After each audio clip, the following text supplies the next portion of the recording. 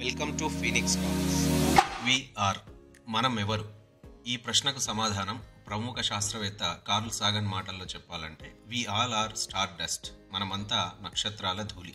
మన ఎముకల్లోని కాల్షియం, మన రక్తంలోని ఐరన్, మన శరీరంలోని నైట్రోజన్ ఇవన్నీ కూడా నక్షత్రాల ధూళి ఆధారంగా మనం ఏర్పడ్డాం అని చెప్పడానికి రుజువులు అని చెప్తాడు కార్ల్ సాగన్. మరి నక్షత్రాలు ఎలా ఏర్పడ్డాయి, గ్రహాలు ఎలా ఏర్పడ్డాయి, అసలు ఈ విశ్వం ఎలా ఆవిర్భవించింది వంటి ప్రశ్నలకు సమాధానాలు తెలుసుకోవడం ద్వారా మనం ఎవరో తెలుసుకోవచ్చు. అలాగే మానవ జాతిని, మానవత్వాన్ని, మనల్ని మనం మరింతగా అర్థం చేసుకోవచ్చు. సో మన విశ్వం ఎలా ఆవిర్భవించిందో తెలుసుకుందాం. సుమారు 1380 కోట్ల సంవత్సరాల క్రితం ఇప్పుడున్న విశ్వంలోని పదార్థం అంతా ఒక సింగిల్ పాయింట్ దగ్గర ఉంది. ఆ సింగిల్ పాయింట్ ని సింగ్యులారిటీ అంటారు. ఈ సింగ్యులారిటీ పాయింట్ యొక్క సాంద్రత, ఉష్ణోగ్రత అనంతం. ఆ సింగ్యులారిటీ పాయింట్ దగ్గర 1380 కోట్ల సంవత్సరాల క్రితం మహావిస్ఫోటనం అంటే బిగ్ బ్యాంగ్ జరిగింది. బిగ్ బ్యాంగ్ జరిగి మ్యాటర్ అసాధారణ వేగంతో ఎక్స్పాండ్ కావడం మొదలైంది. అలా మ్యాటర్ విస్తరిస్తూ ఉండి ఏమీ లేని స్థితి నుంచి శక్తి, విస్తారంగా గల స్థలం, అందులోని అన్ని అంశాలతో విశ్వం మొత్తం ఆవిర్భవించింది. విశ్వం తయారీకి అవసరమైన 3 పదార్థాలు మ్యాటర్, ఎనర్జీ, స్పేస్.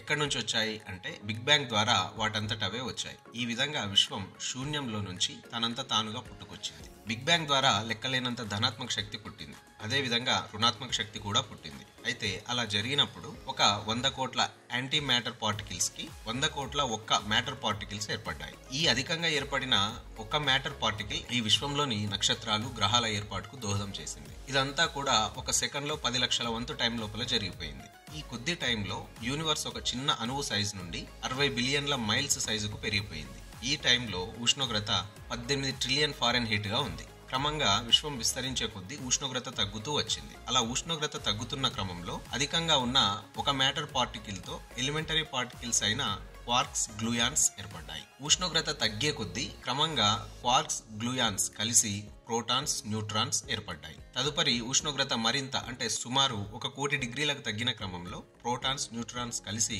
డ్యూటీరియం మరియు హీలియం కేంద్రకాలు ఏర్పడగా న్యూట్రాన్స్ తో కలవని ప్రోటాన్స్ హైడ్రోజన్ కేంద్రకాలుగా ఉండిపోయాయి. క్రమంగా ధనావేశం కలిగిన కేంద్రకాలు రుణావేశం గల ఎలక్ట్రాన్స్ ను ఆకర్షించడంతో మొదటి అణువులు అంటే ఆటమ్స్ ఏర్పడ్డాయి. ఈ అణువులతోనే విశ్వంలోని పదార్థాలన్నీ ఏర్పడ్డాయి. తొలి దశలో విశ్వం విస్తరిస్తున్న టైంలో మ్యాటర్ స్పేస్ మొత్తం విస్తరిస్తుంది. అయితే అధిక సాంద్రత కలిగిన ప్రాంతం ఇంకా ఎక్కువ పదార్థాన్ని ఆకర్షించడం వలన, అధిక గ్రావిటీ వలన విశ్వం అంతా హైడ్రోజన్, హీలియంలతో కూడిన పొగతో కూడిన మబ్బులు ఏర్పడ్డాయి. ఈ ప్రాంతాలు నెబ్యులాలుగా మారి నక్షత్రాల పుట్టుకకు స్థావరాలుగా మారాయి. విశ్వం ఈ స్టేజ్ కి రావడానికి 3,80,000 సంవత్సరాలు పట్టింది. అప్పుడు ఈ విశ్వం 100 మిలియన్ కాంతి సంవత్సరాల పొడవు, అలాగే 4,900 డిగ్రీల పాయింట్ ఉష్ణోగ్రతతో ఉంటుంది. నెబ్యులాలో అధిక సాంద్రత కలిగిన ప్రాంతాల్లోని హైడ్రోజన్, హీలియంలు కలిసి ఒక ప్రదేశంలోకి చేరుతూ దాని వలన ఏర్పడిన గ్రావిటీ వలన చుట్టూ ఉన్న మిగతా అణువులను ఆకర్షిస్తూ కేంద్రక సంలీనం జరిగే అంత అధిక సాంద్రత, ఉష్ణోగ్రత ఏర్పడ్డాయి. అలా కేంద్రక సంలీన చర్య జరుగుతూ హైడ్రోజన్ హీలియం గా మారుతూ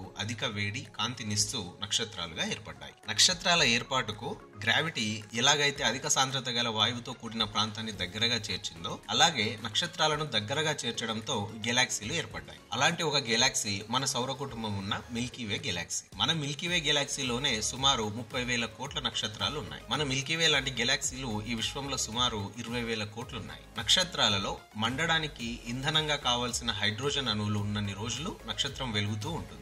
ఇంధనం పూర్తి కావచ్చే సమయానికి నక్షత్రం అధిక వేడిని కలిగి ఐరన్, కార్బన్ వంటి ఎలిమెంట్స్ ను సంశ్లేషిస్తుంది. ఇంధనం పూర్తయి అధిక వేడి సాంద్రతతో ఉన్న నక్షత్రం ఈ దశలో పేలిపోతుంది. దీన్ని సూపర్నోవా అంటారు.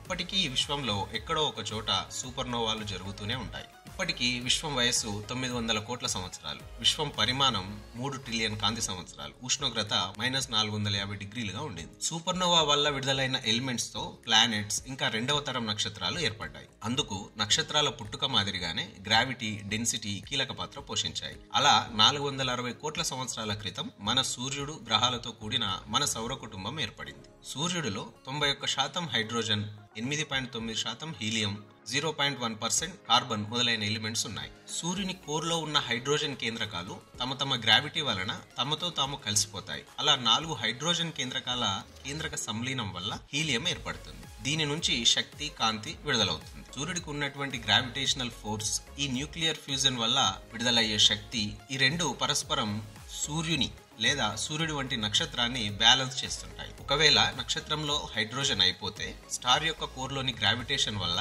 నక్షత్రం దానికదే దగ్గరగా చేరి బంతిలా మారుతుంది. ఫలితంగా నక్షత్రంలో డెన్సిటీ పెరిగిపోయి ఒత్తిడి పెరిగిపోయి నక్షత్రం పేలిపోతుంది. దీన్నే సూపర్నోవా ఎక్స్ప్లోజన్ అంటాం. ఈ పేలిపోయిన నక్షత్రం చిన్నదైతే న్యూట్రాన్ స్టార్ గా మారుతుంది. న్యూట్రాన్ స్టార్ కు విపరీతమైన డెన్సిటీ ఉంటుంది. ఒకవేళ పేలిపోయిన నక్షత్రం పెద్దదైతే అది బ్లాక్ హోల్ గా మారుతుంది. దీనికి అధిక గ్రావిటేషనల్ ఫోర్స్ ఉంటుంది. ఈ రకంగా సూర్యుడు ఏర్పడిన తర్వాత మిగిలిన పదార్థంతో గ్రావిటేషనల్ ఫోర్స్ వలన దగ్గరగా చేరి భూమి లాంటి గ్రహాలు ఏర్పడ్డాయి. సూర్యుడికి ఉన్నటువంటి గ్రావిటేషన్ ఈ గ్రహాలకు ఉన్నటువంటి గ్రావిటేషన్ వల్ల ఈ గ్రహాలు ఆ నక్షత్రం చుట్టూ తిరుగుతూ సౌర కుటుంబాలు ఏర్పడ్డాయి. ఈ పరస్పర ఆకర్షణ శక్తుల వల్ల సౌర కుటుంబంలో గ్రహాలు నక్షత్రం చుట్టూ తిరుగుతూ ఉంటాయి. ఇలా మన సౌర కుటుంబంలో ఏర్పడ్డ 9, ప్రస్తుతం 8 గ్రహాలలో మన భూమి కూడా ఒక గ్రహం. ఈ విధంగా 1380 కోట్ల సంవత్సరాల క్రితం బిగ్ బ్యాంగ్ జరిగి అక్కడి నుంచి విశ్వం విస్తరిస్తూ మ్యాటర్ విస్తరిస్తూ నక్షత్రాలు ఏర్పడి అవి పేలిపోయి మళ్ళీ రెండో తరం నక్షత్రాలు ఏర్పడి క్రమంగా వాటి నుండి మిగిలిన మ్యాటర్ నుండి గ్రహాలు ఏర్పడి గ్రావిటేషనల్ ఫోర్స్ వలన సౌర కుటుంబాలు ఏర్పడ్డాయి. ఈ విధంగా విశ్వం ఆవిర్భావం పరిణామం అనేది జరుగుతూ వస్తుంది. ఇది బిగ్ బ్యాంగ్ జరిగిన విధానం, విశ్వం ఏర్పడ్డ విధానం. అలా మనం మిగతా అన్ని జీవులు కూడా బిగ్ బ్యాంగ్ ద్వారా ఏర్పడ్డ పదార్థం చేతనే ఏర్పడడం జరిగింది. అందుకే కార్ల్ సాగన్ మనమంతా స్టార్ డస్ట్ అంటాడు. Thank you for watching.